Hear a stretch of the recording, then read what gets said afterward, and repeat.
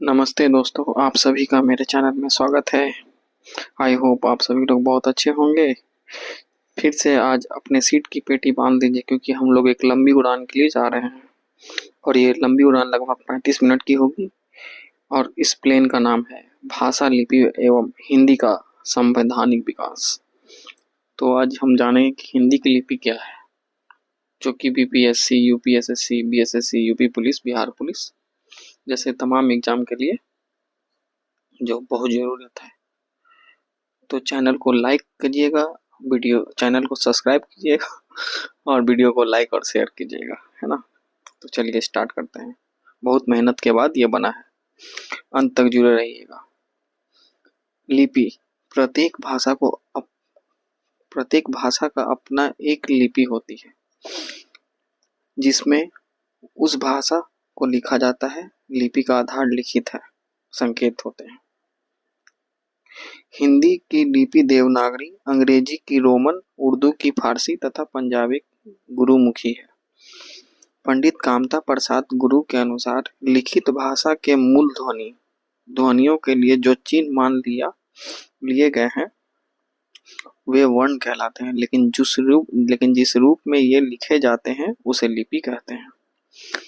भारत का प्राचीन लिपियों में सिंधु घाटी की लिपि, खरोष्टी लिपि और ब्राह्मी लिपि प्रसिद्ध है। उत्तरी ब्राह्मी से नागरी लिपि का विकास कैसे कैसे विकास हुआ, तो आइए देखते हैं। तो एक मैंने बनाया है मैप। ब्राह्मी ब्राह्मी को दक्षिणी ब्राह्मी और उत्तरी ब्राह्मी में बांटा गया। ठीक है, तो दक्षिणी ब्राह्मी में तमिल, तेलुगु, कन्नड़ लिपियों का विकास हुआ। उत्तरी ब्राह्मी 360 ईस्वी तक, गुप्त लिपि 4 से 5वीं सदी, सिंधु मातृका 6वीं सदी, कुटिल लिपि 8 से 9वीं सदी। फिर कुटिल लिपि से दो अलग अलग हुआ, एक नागरी लिपि और एक शारदा लिपि। तो नागरी लिपि 9वीं सदी और शारदा लिपि 10वीं सदी। फिर नागरी लिपि से दो अलग हुआ, पश्चिमी शाखा और पूर्वी शाखा। पश्चिमी शाखा में देवनागरी, राजस्थानी, गुजराती, महाजनी, कैथी। पूर्वी शाखा में बांग्ला, असमी, उड़ीसी। और शारदा लिपि से 4 हुआ, गुरुमुखी, कश्मीरी, लहंदा और टाकरी। भारत की लिपियां, तो ब्राह्मी लिपि और खरोष्टी लिपि। ब्राह्मी लिपि की उत्पत्ति उत्तर भारत से हुई थी।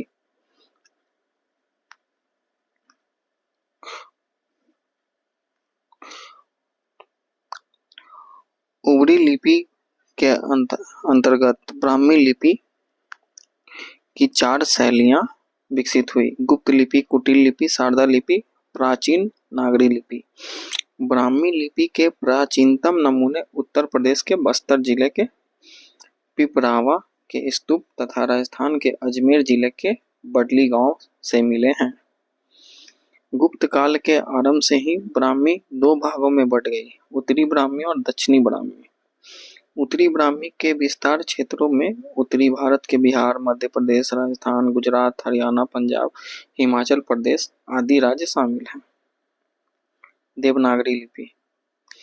देवनागरी लिपि को अक्षरात्मक लिपि के रूप में स्वीकार किया गया तथा इसका सर्वप्रथम प्रयोग गुजरात के राजा जयभट्ट के एक शिलालेख में हुआ और राष्ट्रकूट नरेशों तथा विजयनगर के राजाओं के राज्यकाल में इसका भरपूर प्रसार हुआ। महाराष्ट्र में इस लिपि को बालबोध भी कहते हैं। देवनागरी लिपि का नामकरण कैसे हुआ, कब हुआ?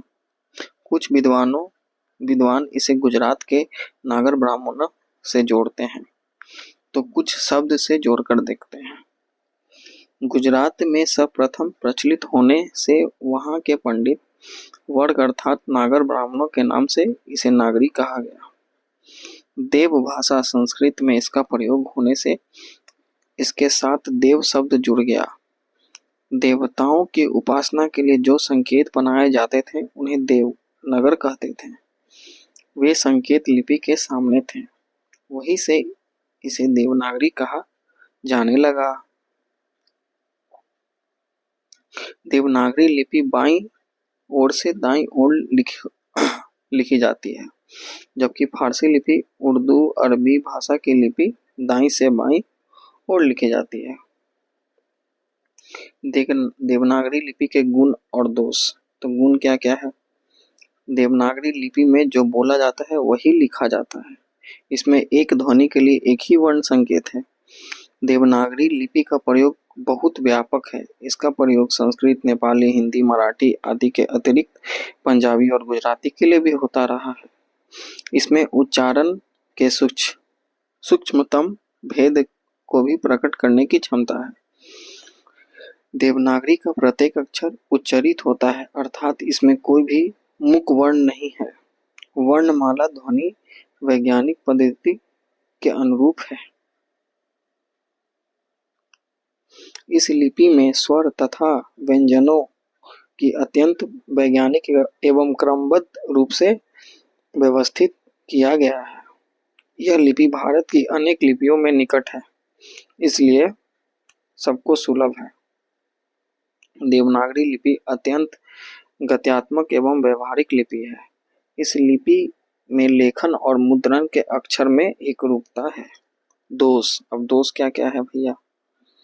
इसकी वर्णमाला में 50 से अधिक वर्ण हैं। किसी वैज्ञानिक लिपि में इतने वर्ण नहीं होने चाहिए।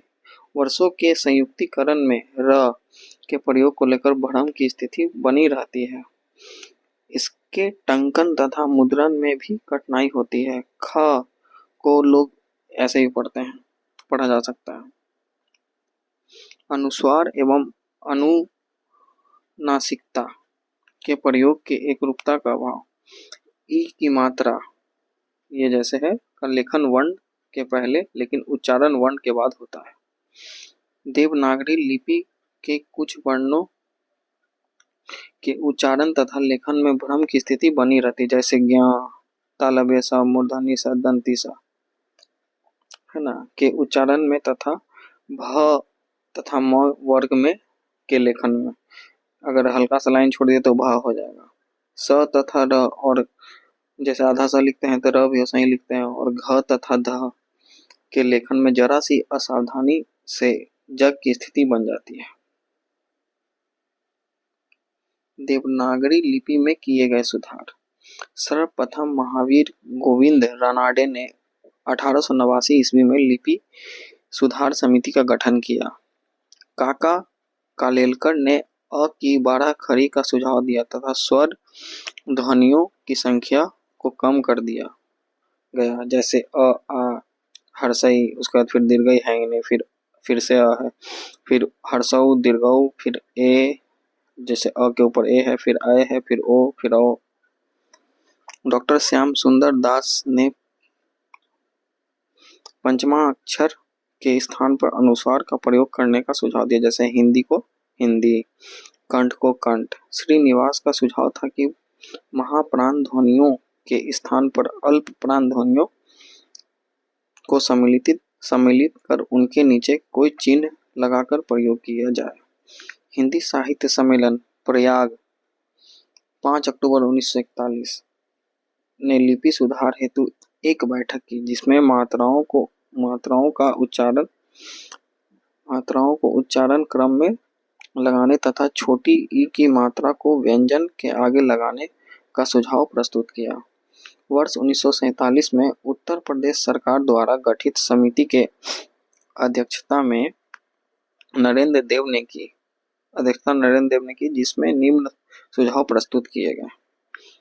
अ की भाराखड़ी भ्रामक है।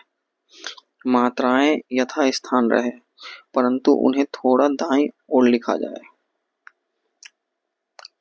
पंचमा अक्षर के स्थान पर अनुस्वार से काम चलाया जाए। 2 प्रकार से लिखे जाने वाले अक्षरों में निम्न अक्षरों का स्वीकार किया जाए। अ, झ, ध, भ, ल। संयुक्त वर्णों छत्र, ज्ञ, स्र को वर्णमाला में स्थान दिया जाए। उपर्युक्त सुझाव में कुछ परिवर्तन कर इन्हें स्वीकार कर लिया गया है। समय समय पे इसमें सुधार होते रहे हैं। फारसी की क, ख, ग, ज, फ ध्वनियों भी सम्मिलित कर ली गई है तथा कुछ अंग्रेजी के शब्दों को भी शामिल किया गया है। देवनागरी लिपि मानकीकरण। देवनागरी लिपि का मानकीकरण। देवनागरी लिपि विश्व की अन्य लिपियों की तुलना में वैज्ञानिक है। किसी भी लिपि के आदर्श होने के लिए निम्नलिखित शर्तें होनी अनिवार्य है। वह लिपि जो विश्व की किसी भी भाषा को आंतरित करने में क्षमता रखती हो, प्रत्येक ध्वनि के लिए स्वतंत्र वर्ण प्रतीक हो, किसी वर्ण प्रतीक से एक से अधिक ध्वनि उच्चारित ना हो, तो उच्चारण नहीं होना चाहिए, शब्दों को लेकर लिपि अर्थभेद ना हो, उस लिपि के भूमंडल की लिपि होने की अर्हता हो। हिंदी के वर्तनी संबंधी नियम। भारत सरकार के शिक्षा मंत्रालय ने वर्ष 1961 में एक विशेषज्ञ समिति नियुक्त की, जिसने अप्रैल 1962 में हिंदी के वर्तनी संबंधी निम्नलिखित नियम दिए। सिरोरेखा डैश के प्रयोग को अनिवार्य कर देना चाहिए, इससे वर्णों के बीच भेद किया जा सकेगा। सिरोरेखा के अभाव से ध घ लगता है, ख र व लगता है, म भ लगता है का अंतर स्पष्ट नहीं हो पाता। ध्वनियों के उच्चारण में एक रूपता अति आवश्यक है। इसी लिपि के वर्णों की द्विरूपता को समाप्त कर देना चाहिए, जैसे अ, स्र, रा, टवर्गीना, झ, फ, ल, फिर ये क, त का संयुक्त है, फिर त, फिर त्र आदि। ये वाला ये जो है ना ये जो है ये क और त्र का संयुक्त है। संयुक्त वर्षों का प्रयोग लेखन व उच्चारण लागवता व तीव्रता को दर्शाता है, इसे भी बनाए रखा जाए, जैसे छत्र ज्ञ। वर्णों को संयुक्त करने की प्रक्रिया चाहे आसपास हो या ऊपर नीचे दोनों ही स्थितियों में वैज्ञानिक है। जैसे मिट्टी हम लोग दो प्रकार से लिखते हैं, म हर्षईकार आधा ट फिर टी ट दीर्घईकार। उसी तरह मिट्टी को लड्डू, ठीक है, ये लट्टू है तो लट्टू को ल आधा ट टू भी लिखते हैं ना, उसको ऐसे भी लिखते हैं। र ध्वनि के चारों प्रयोग वस्तुतः अलग अलग ना होकर र के कोणीय परिवर्तन मात्र है, इनका प्रयोग हूबहू किया जाए। र का चौथा प्रयोग ऐसे हम लोग करते हैं ना, जो नीचे में लगते हैं, जैसे प्रीतम, जैसे परमानंद, तो रे भी होता है, फिर नीचे में होता है, जैसे देखिए राष्ट्र, ट्रक, ड्रम, दुंडरा आदि। संज्ञा शब्दों के अंत में दीर्घई का प्रयोग होना चाहिए, जैसे ई का नहीं, जैसे भलाई, पिटाई, कमाई, पढ़ाई आदि। हिंदी भाषा की अधिकृत लिपि के रूप में विकास यात्रा। भारतेंदु हरिश्चंद्र ने नागरी आंदोलन को अभूतपूर्व शक्ति प्रदान की और वे इसके प्रतीक व नेता माने जाने लगे। नागरी प्रचार एवं हिंदी भाषा के संवर्धन के लिए 1893 ईस्वी में नागरी प्रचारणी सभा काशी की स्थापना की गई। सर्वप्रथम इस सभा ने कचहरी में नागरी लिपि का प्रवेश अपना मुख्य उद्देश्य निश्चित किया। अनुच्छेद 343 के 1 में घोषणा की गई कि संघ की राजभाषा हिंदी और लिपि देवनागरी होगी। ठीक है, 343(1) में। इस प्रकार लंबे संघर्ष के बाद देवनागरी भाषा की एकमात्र और अधिकृत लिपि बन गई। संविधान में हिंदी। जिस भाषा में शासन का कामकाज संपादित होता है उसे राजभाषा कहते हैं, तथा जिस भाषा के माध्यम से संपूर्ण राष्ट्र में विचार विनिमय एवं संपर्क स्थापित किया जा सके उसे राष्ट्रभाषा कहते हैं। समझ गए भाषा और राष्ट्रभाषा क्या होता है?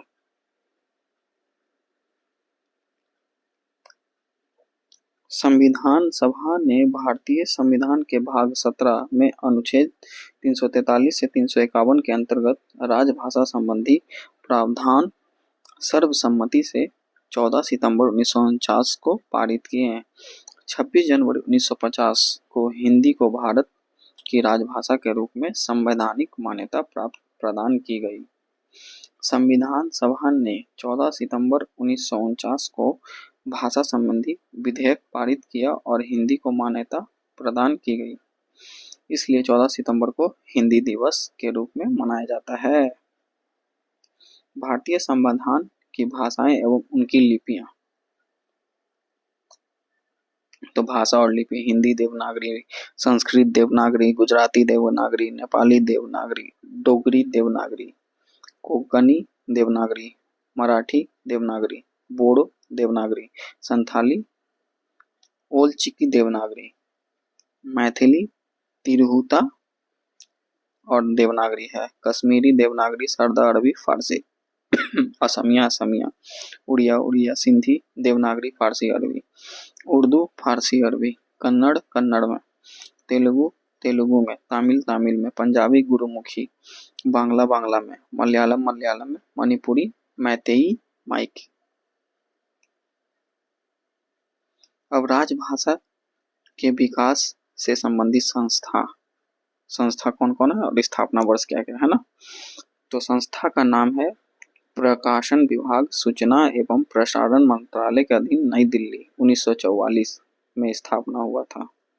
फिल्म विभाग, सूचना एवं प्रसारण मंत्रालय के अधीन, नई दिल्ली, 1948 में स्थापना हुआ था। साहित्य अकादमी, नई दिल्ली, 1954 में। पत्र सूचना कार्यालय, सूचना एवं प्रसारण मंत्रालय के अधीन, नई दिल्ली, 1956 में। आकाशवाणी, सूचना एवं प्रसारण मंत्रालय के अधीन, नई दिल्ली, 1957 में। नेशनल बुक ट्रस्ट, नई दिल्ली, 1957।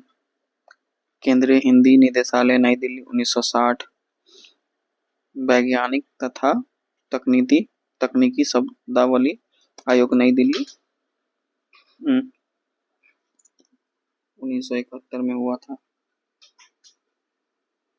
कहाँ चल गया भैया, 1961 में हुआ था। वैज्ञानिक तथा तकनीकी शब्दावली आयोग, नई दिल्ली। राजभाषा विधि आयोग, गृह मंत्रालय के अधीन, नई दिल्ली, 1965 से 1975। केंद्रीय अनुवाद ब्यूरो, गृह मंत्रालय के अधीन, देश में अनुवाद की सबसे बड़ी संस्था, नई दिल्ली, 1971। राजभाषा विभाग, गृह मंत्रालय के अधीन, नई दिल्ली, 1975। राजभाषा विधि आयोग, कानून मंत्रालय के अंदर, नई दिल्ली, 1975। दूरदर्शन, सूचना एवं प्रसारण मंत्रालय के अधीन, नई दिल्ली, 1976। भारतीय हिंदी परिषद, भारतीय हिंदी परिषद की स्थापना इलाहाबाद विश्वविद्यालय के हिंदी विभाग के तत्कालीन अध्यक्ष डॉक्टर धीरेन्द्र वर्मा की अध्यक्षता में हुई थी। उन्होंने वर्ष 1942 में इस संस्था की नींव रखी थी। इसका स्थापना हिंदी के प्राध्यापकों, साहित्यकारों और मर्मज्ञों को एक मंच पर लाने के उद्देश्य में हुई थी। भाषा के सर्वांगीण मानकीकरण के लिए सबसे पहले वर्ष 1950 में इलाहाबाद विश्वविद्यालय के हिंदी विभाग द्वारा प्रश्न उठाया गया था। इस परिषद के मुख्य सदस्य डॉक्टर हरदेव बहारी, डॉक्टर ब्रजेश्वर शर्मा, डॉक्टर माता प्रसाद गुप्त आदि थे। इनमें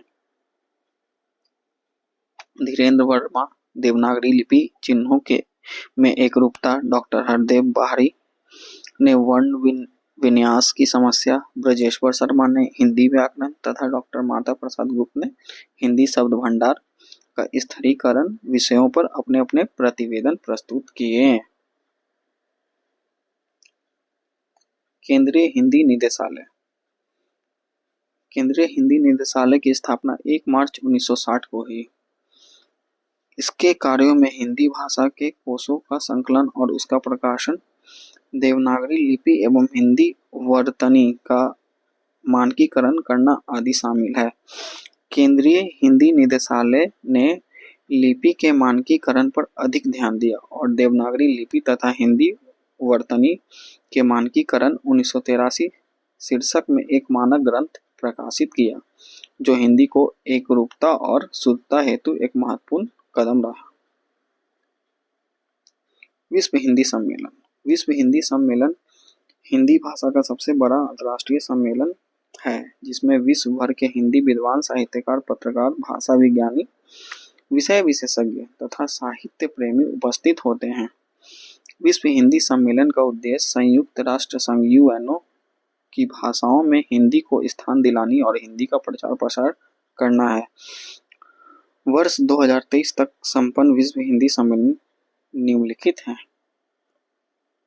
तो चलिए देखते हैं क्या क्या है। तो पहले क्रम है, दिनांक है, आयोजन स्थल है। तो पहला क्या था, 10 से 14 जनवरी 1975 नागपुर। फिर उसके बाद दूसरा हुआ 28 से 30 अगस्त 1976 पोर्ट लुइस मॉरिशस। तीसरा हुआ 28 से 30 अक्टूबर 1983 नई दिल्ली भारत। फिर चौथा 2 से 4 दिसंबर 1993 पोर्ट लुइस मॉरिशस। पांचवी हुई 4 से लेकर 8 अप्रैल तक 1996 पोर्ट ऑफ स्पेन ट्रिनिदाद। हर 3 साल पे होता है। छठा हुआ 14 से 18 सितंबर 1999 लंदन ब्रिटेन में। सातवां हुआ 5 से 9 जून 2003 पारामरीबो सूरीनाम में। आठवां हुआ 13 से 15 जुलाई 2007 न्यूयॉर्क अमेरिका में।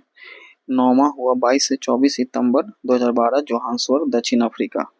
10वां हुआ 10 से 12 सितंबर 2015 भोपाल भारत में। 11वां हुआ 18 से 20 अगस्त 2018 पोर्ट लुइस मॉरिशस। 12वां 15 से 17 फरवरी 2023 नांदी शहर फिजी। शुरू में 3 साल के लिए देखिए हुआ 93, 96, 99, फिर 99 से 2003 टप गया, फिर 4 साल पे 7, फिर 5 साल 2012, फिर 3 साल पे, फिर 3 साल पे, फिर 5 साल पे हुआ। ये 12 है, ठीक है। मानक हिंदी खड़ी बोली। खड़ी बोली पश्चिमी हिंदी उपभाषा की एक प्रमुख भाषा है। इसका उद्भव शोरसैनी अपभ्रंश के उत्तर रूप से हुआ है। इसके बोलने वाले की संख्या लगभग 15 लाख है। इसका क्षेत्रफल देहरादून का मैदानी भाग, सहारनपुर, मुजफ्फरनगर, मेरठ, दिल्ली का कुछ भाग, बिजनौर, रामपुर तथा मुरादाबाद है। मानक हिंदी खड़ी बोली का परिष्कृत और औपचारिक रूप है। खड़ी बोली ने आधुनिक हिंदी के आधार दिया, जिसे बाद में व्याकरण और शब्दावली के अनुसार मानकीकृत करके मानक हिंदी का रूप दिया गया। मानक हिंदी को संविधान द्वारा अनुच्छेद 343 के अनुसार भारत की राजभाषा घोषित किया गया। खड़ी बोली और मानक हिंदी में अंतर देखिए क्या क्या अंतर है। तो पक्ष खड़ी बोली और मानक हिंदी। प्रकृति और क्षेत्र। एक बोली के रूप में मुख्य रूप से दिल्ली और पश्चिमी उत्तर प्रदेश की बोलचाल भाषा। मानक हिंदी एक मानकीकृत भाषा के रूप में संपूर्ण भारत में प्रयुक्त होने वाली औपचारिक व शुद्ध भाषा। शब्दावली। इसमें लोक प्रचलित तथा सामान्य शब्द बोले जाते हैं, जैसे तू कहाँ जा रहा है, ठीक है, वो आ जाएगा थोड़ी देर में। इसमें शुद्ध तथा मुख्य रूप से संस्कृत निष्ठ तत्सम शब्दों का प्रयोग होता है, जैसे तुम कहाँ जा रहे हो, आप कहाँ जा रहे हैं, वह थोड़ी देर में आ जाएगा। प्रयोग। दैनिक जीवन में अनौपचारिक वार्ता के रूप में, शिक्षा और प्रशासन, मीडिया आदि में औपचारिक रूप में प्रयोग होता है। हिंदी के विकास संबंधी संस्थाएं। संस्था का नाम और स्थापना वर्ष। फोर्ट विलियम कॉलेज कलकत्ता, पश्चिम बंगाल 1800। हिंदी उदारिणी प्रतिनिधि मध्य सभा प्रयाग को बोलते हैं, वही प्रयाग, इलाहाबाद प्रयागराज 1884। नागरिक प्रचारणी सभा काशी उत्तर प्रदेश 1893। हिंदी साहित्य सम्मेलन प्रयाग उत्तर प्रदेश 1910। दक्षिणी भारत हिंदी प्रचार संस्था मद्रास चेन्नई 1915। अखिल भारतीय संगीत परिषद मुंबई 1919। गुजरात विद्यापीठ अहमदाबाद गुजरात 1920। हिंदी विद्यापीठ देवघर झारखंड 1929। नागरी लिपि सुधार समिति इंदौर मध्य प्रदेश 1935। प्रगतिशील लेखक संघ लखनऊ उत्तर प्रदेश 1936। राष्ट्रभाषा प्रचार समिति Wardha Maharashtra 1936। Assam Rashtrabhasha Prachar Samiti Guwahati Assam 1938। Bombay Hindi Vidyapeeth Bombay Maharashtra 1938। Indian People's Theatre Association Bombay Maharashtra 1942। राष्ट्रभाषा प्रसिद्ध परिषद पुणे 1945। देवनागरी लिपि सुधार समिति उत्तर प्रदेश 1947। बिहार राष्ट्रभाषा परिषद पटना 1951। हिंदी साहित्य अकादमी नई दिल्ली 1953। संगीत नाटक अकादमी नई दिल्ली 1953। नेशनल बुक ट्रस्ट नई दिल्ली 1957। राष्ट्रीय नाट्य विद्यालय नई दिल्ली 1959। नागरी लिपि परिषद नई दिल्ली 1975। महात्मा गांधी अंतर्राष्ट्रीय हिंदी विश्वविद्यालय वर्धा महाराष्ट्र 1997। तो ये सब था। अब महत्वपूर्ण परीक्षा का पॉइंट्स क्या क्या है। तो भारतीय संविधान की 8वीं अनुसूची में 22 भाषाएं शामिल हैं। अनुच्छेद 344 के तहत राष्ट्रपति ने 7 जून 1955 को बीजी खेर की अध्यक्षता में प्रथम राजभाषा आयोग का गठन किया। ये जो ऊपर वाला है ना पॉइंट, संविधान की 8वीं अनुसूची 22 भाषा शामिल है, इसमें यूपी पुलिस एसआई 2021 में आया था। अनुच्छेद 350 बी में भाषाई अल्पसंख्यक वर्गों के लिए विशेष प्राधिकारी का उल्लेख है। हिंदी को राजभाषा बनाने का विचार सर्वप्रथम बंगाल में उदित हुआ। भारतवर्ष के लिए हिंदी भाषा का नाम सबसे पहले पंडित मदन मोहन मालवीय ने सुझाया। संविधान में हिंदी को राजभाषा बनाने का प्रस्ताव गोपाल स्वामी अयंगर ने प्रस्तुत किया है। हिंदी और उर्दू को खड़ी बोली की बेटियां कहा जाता है। मानक हिंदी का विकास खड़ी बोली से हुआ। अमीर खुसरो खड़ी बोली के पहले कवि माने जाते हैं। राहुल संकृत्यान ने खड़ी बोली को कौरवी कहा है। देवनागरी लिपि अक्षरात्मक जबकि रोमन वर्णात्मक लिपि है। देवनागरी लिपि हिंदी प्रदेश के अतिरिक्त महाराष्ट्र व नेपाल में प्रचलित है। देवनागरी लिपि को लोक नगरी एवं हिंदी लिपि भी कहा जाता है। देवनागरी लिपि का सर्वप्रथम प्रयोग जयभट्ट शिलालेख में हुआ था। यह भी आया है यूपी एसएससी फॉरेस्ट गार्ड 2018 में। अब संबंधित सवाल, तो यहाँ पे लगभग 57 सवाल हैं। ठीक है, आप लोग धीरे धीरे ले जा रहा हूँ स्क्रॉल डाउन करके। तो ये जो सवाल है उत्तर के साथ है, तो इसको आपको क्या करना है, मैं एक लिंक डाल दूंगा डिस्क्रिप्शन में, वहां से जाके उठा लीजिएगा। ठीक है, ये पूरा नोट्स ही मिल जाएगा उसमें पीडीएफ में। ठीक है, हिंदी का। तो ये सब उठा लेना है और उठा के क्या करना है, याद कर लेना है। ठीक है, और आप सभी लोग को बहुत बहुत धन्यवाद, थैंक यू। आप अपना सपोर्ट दिखाइए। 2 रूप से सपोर्ट दिखा सकते हैं, या तो क्यूआर कोड से, लेकिन मैं इस पे अभी नहीं बोलूँगा।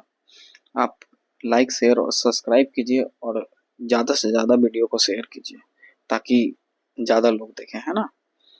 तो मैंने जैसे कहा था कि सीट की पेटी अगले आधे घंटे तक चलेगी, तो अब आधा घंटा हम लोग का ख़त्म होने वाला है और आशा करते हैं कि आप लोग को ये वीडियो पसंद आया होगा। तो कृपया पसंद आया है तो इसको लाइक कीजिएगा और अपने दोस्तों के साथ शेयर कीजिएगा और सब्सक्राइब जरूर कीजिएगा, क्योंकि कल फिर हम लौटेंगे एक नए टॉपिक के साथ। आप सभी का बहुत बहुत धन्यवाद। मिलते हैं ब्रेक के बाद। जय हिंद, जय भारत।